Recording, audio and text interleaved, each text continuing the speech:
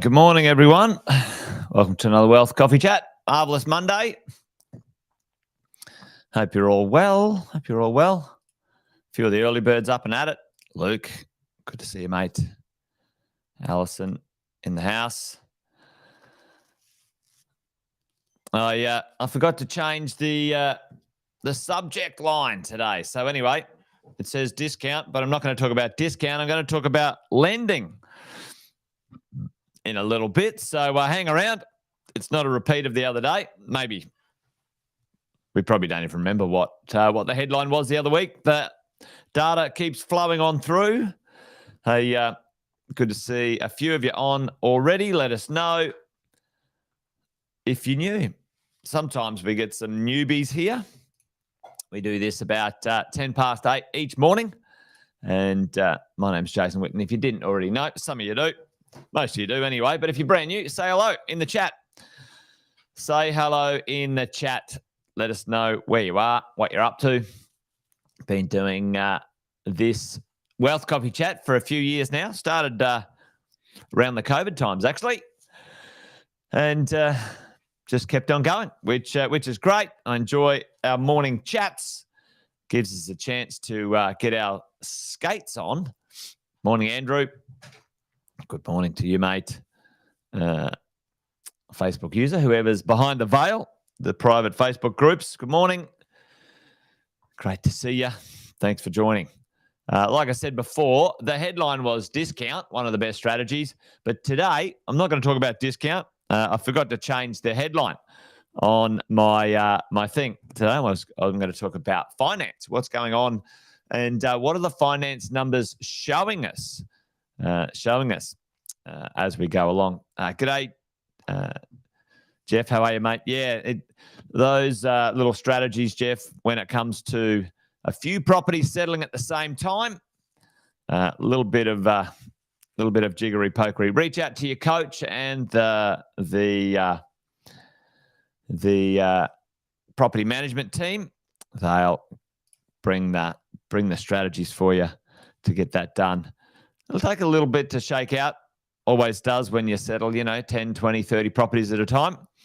But down there's still pretty healthy in the world of rental demand, that's for sure, Jeff. Morning, another Facebook user, whoever you are, wherever you are. Good morning to you. Right, let's talk about what the finance numbers are showing us. What's going on out in the world of finance and what indicators are we seeing? Now, the other day we talked about sort of early signs of market recovery. We talked about property prices, posting some gains, average or median property prices, posting some gains, across places, especially in Sydney at the moment. Some of those median prices are moving upwards. So what's going on? And let's talk about what we're seeing in the world of finance. Because for all of us, doesn't matter who you are, well, not all of us, most of us mere mortals, when it comes to the world of investing in real estate, investing in property, investing in property, we need finance, don't we? We need funding. We need funding, excuse me, to be able to purchase properties. And funding of late has been a bit challenging, right? Anyone notice that? So what's been going on? What's been going on? Unless you've been living under a rock, when I know most of you haven't, unless you've been living under a rock, folks, this is what's been going on for most Aussies, and we've got some New Zealanders in here as well. I'll see what's... oh, yeah, Apple Pencil's connected. Let's see if this works. Here we go. For most Aussies and New Zealanders, well, we've had, I think it's been now 12 interest rate rises or cash rate rises, folks, in a row. Now, what does that do to people's confidence? Well, it maybe puts a little bit of a pause, a bit of an uncertainty in the general step, the general hop, skip, and a jump of property investors and property owners. Now, what have we seen? What happened the other day? Well, we've had a pause. We've had a pause in the cash rate, and it is commonly believed that we are getting close to the top of our cash rate interest cycle. And tell me, team in the chat, why do most economists and financially people, and economists is usually, wildly inaccurate when you hear, hey, what happened to all those, 30% house price drops, economists? But anyway, so tell me, what has given pause to the RBA to back off on increasing the cash rate? Put that in the chat. And the answer's on the screen anyway, so probably giving the answer away. So what's given pause to the RBA to pause the cash rate increasing is the direction of our inflation. Now, their job is to try and keep inflation in this sort of band here. Both New Zealand and Australia are out of whack when it comes to that number and that measurement. What do? They put up the cash rate, and away they go, right? So that's where we've been. Where are we now? What are we seeing right now in the world of lending? Well, let's have a look at what's going on, right? If we have a bit of a sticky beak at, these sections here, and we go kind of this section to kind of there, then that section to kind of there, what's happened? So let's break this down on what we've seen. Yeah, exactly, Jeff. Let's break this down and have a look at what we've seen in recent history. This one here, a small, more significant reduction for investors than others, but owner occupiers kind of travelled along at a okay rate, but we did have an issue here. What was that section? What was section number 1, team? Section number 2 and section number 3. Tell me, what were those sections as we were traveling along in the world of property investing? And this is, difference when COVID's a different kettle of fish as well. But what were those sections? What was section number 1? Section number 1 was mostly, when it came to lending, the issue of APRA. The Australian Prudential Regulatory Authority came in and made some moves that really caused investment lending to significantly reduce. And if you look at this sort of, let's say 8 or 10%, it came down to 5%. That was a sort of, a 40% reduction in investor lending, right? And so we get to, the end of this section where COVID really came into play. COVID came into play. Section number 2 is interest rates went to the lowest in history. All right. When you have cheap money and it doesn't cost a lot, and the government is giving the money away like drunken sailors to every first home buyer ever, then and you'll see in the data in the next one, it boomed, right? So lending went crazy, and this was sort of the 2% interest and the cash rate was like 0.05 or something like that. And then what happened here? This is 12 interest rate rises or cash rate rises in a row. Cash rate. So the amount of loans obviously tracking along the costings, but here's the point. Here's the little bit that we want to talk about. These green shoots here. What's the go here? What's going on? Well, the comfort factor, the understanding, the demand for buying a property, lending money, those things is now settled into kind of, hey, we've got what's called a new normal. A new normal. Okay. There's a new normal around, folks. You know what? The new normal is, 5.5%, 6.5% interest rates, maybe a bit more. Like, let's call it 6 to 7% interest rates. That's what the new normal is. So it takes about 6 to 12 months for people to get used to the new normal, and that's what the new norm is. We move on. We move on. The media get over talking about interest rates every 5 minutes, and they find something else to talk about. Okay, so the green shoots, the first early signs of what's going on when it comes to the volumes of loans and the uptick again from investors and first home buyers. Okay. One of the reasons investors are back in the market, tell me, folks, what's helped many investors get back in the market? At the same time, these lending volumes were going down and interest rates were going up. What was going up at lightning speed, team? Lightning speed. Now, the capital growth had occurred. Put it in the chat. What was happening as interest rates were going up? Something was going up at the same time, trying to keep pace with the cost, the biggest cost of our of ownership when it comes to being an investor. But what was going up as well? Wages were going up, Chris. You're dead right. Wages went up, values went up, and what else went up?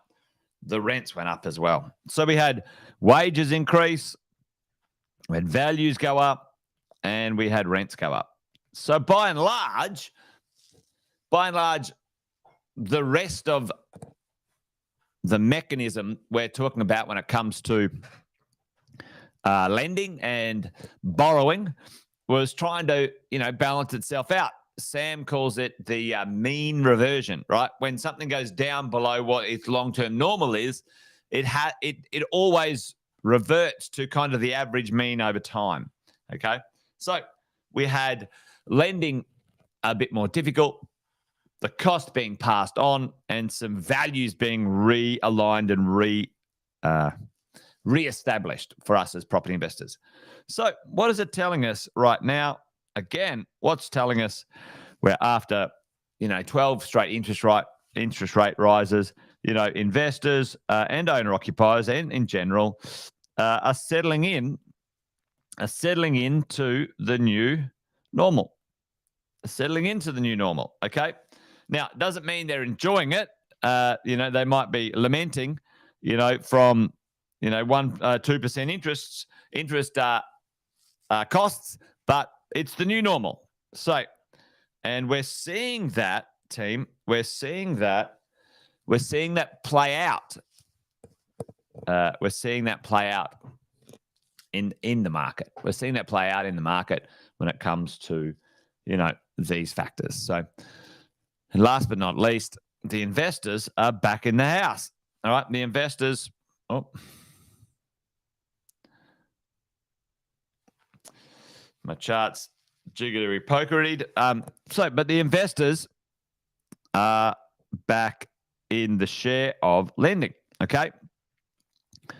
they are now able to, or starting to, again, get a little bit more mojo on because the rents and the ability to borrow is flattening out, is normaling out. And so a few things are occurring which we all are going to benefit from. And I think, Alison, you were talking about one a moment ago, all right, which is the lenders. Well, now, tell me, and you can chuck it in the chat if you want, do the banks like making less money than they did last year, or do they want to make more money? Simple question. The lenders, the banks, some of the largest successful businesses in Australia, are they going to look into the next year or two and go, oh yeah, it's fine, completely fine. We're happy to write less loans and we're happy to lose money. What do you reckon? Now, they've all done their interest rate rises and they're repricing their loans and all that sort of stuff, and they've done most of that. They're probably a little bit more of that for the rest of the year. But they're looking into the next financial year or so. And what are they seeing, folks? What are they seeing? What do the banks need to do? Tell me. If they don't make this, then their share price goes down. Put in the chat. What do they need to make? They need to make we all know what the banks need to make, don't we? They need to make a profit. They need to make a profit. They're not going to go, oh, profits are down. Please don't sell your bank shares. Please don't sell your bank shares. We promise we'll get some more profits later. Okay, that's not going to happen. So my cryptic conversation, my point is, what are the banks doing about it right now? Does anybody know? And Alison, you probably know this. What are the banks doing? And they're breaking rank right now. They're breaking rank right now. Yep, heads roll. They don't make a profit. Exactly, Luke. The banks are making a breaking rank right now, and they're doing some things that that are causing a bit of a stir. Tell me, what do you think they're doing? And I'm going to show you something in a second. Few of you know this.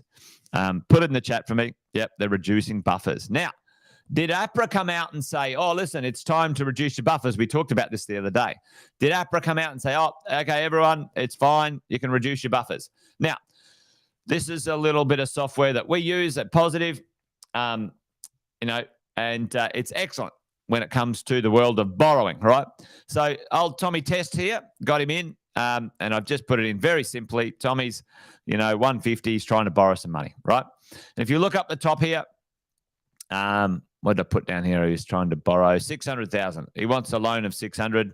He's probably going to try and buy a property of, let's say, 700 or something like that, right? So let's have a look at this. Latrobe says, all right, Tommy can have 650, and the rest of them. Isn't it interesting? I always love this stuff.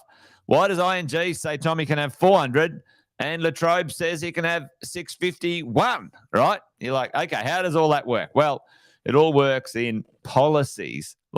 And we've said this before, not all lenders are created equal. But you can have a look at this, right? You can have a look at monthly surplus, debt to income ratios. So they calculate a certain thing. And then they've got an assessment rate here, product rate, assessment rate. All right. So if he borrows down here from ING, 6%. If he borrows from Latrobe, 7.3. So they're pricing risk. Okay, that's fine. I'm actually happy with that. I think depending on how they analyze the risk, to be honest, but fine. Let's have a look at the assessment rate. All right. Assessment rate 9. It's all 3%. It's all 3% or thereabout, and maybe even a smidgen more. Right. Okay. Let's have a look at this then. Okay. Well, in our little calculator, this is quite interesting. Oh, hang on. Additional information. Let's click on this. Let's click on what's going on in this world. Now, this applies. Streamlined refinance, Westpac, CBA, Pepper, Bankwest, Ubank, maybe it's sort of in maintenance. So, okay. Well, these ones, Westpac, CBA, Pepper, and Bankwest, look like they're all breaking rank. What does it mean? Let's click on this here. Apply special refinance assessment rate. All right. Okay. So let's see what it does. Let's see. Oh, check it out, folks. Check it out. at the top. CBA now, CBA comes in as a winner chicken dinner. They're going to give. Now, this is applying to refinances at the moment, right? So they're all looking for the refinance money, right? However, this is an interesting one, isn't it? Right? They dropped the assessment rate, they dropped the product rate, and the max capacity is up. Okay, so interesting times in the world of borrowing, ladies and gents. Interesting times in the world of borrowing. So, what does it all mean? What's the takeaway this morning? Lending is becoming a little bit more flexible. The majority of the market believes we've found we're close to the top. The risk is getting less, so they're happy to borrow or lend a bit more, depending on the types of properties they're lending to. There you go. I think that's what is that telling us? Well, it's telling us that for you and me, maybe the harder times are over. We've found a new normal, and maybe it's going to be easier, slightly easier, depending on your position and situation, to borrow in the next little bit. I think that's the takeaway for me.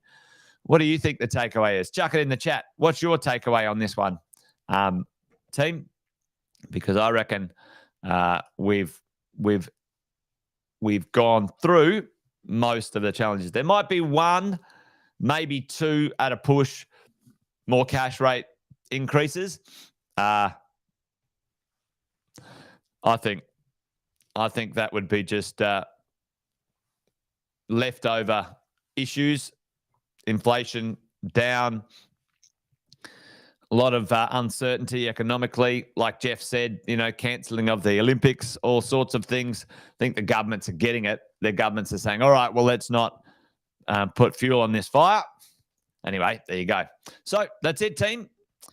That's it from me. Join me again tomorrow if you want. We'll come and hang out and do the same thing. Well, we won't do the same thing. We'll do something different, but we'll have a chat. Anyway, a wealth coffee chat, that is.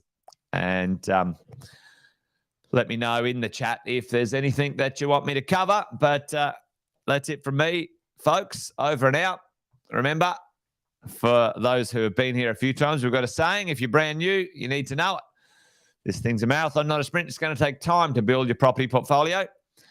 Don't give up, because it does take a bit of effort. And buy good property and keep the damn thing. Buy well, don't sell. That's what we say. All right, folks. That's it from me. Yeah, Fenton. He's been a bit MIA, Jeff. He's been crook. He had a baby, and now he's gone to Poland for 4 weeks on holiday with his wife. That's where his wife's from. Anyway, Fenton, we'll have to get the whip on him when he gets back. Jeff, have to get the whip on him. All right, folks, that's it. I'm rubbing on now. You guys be good, be well. Wealth Coffee Chat over and out. Till next time, you guys take care. Bye for now.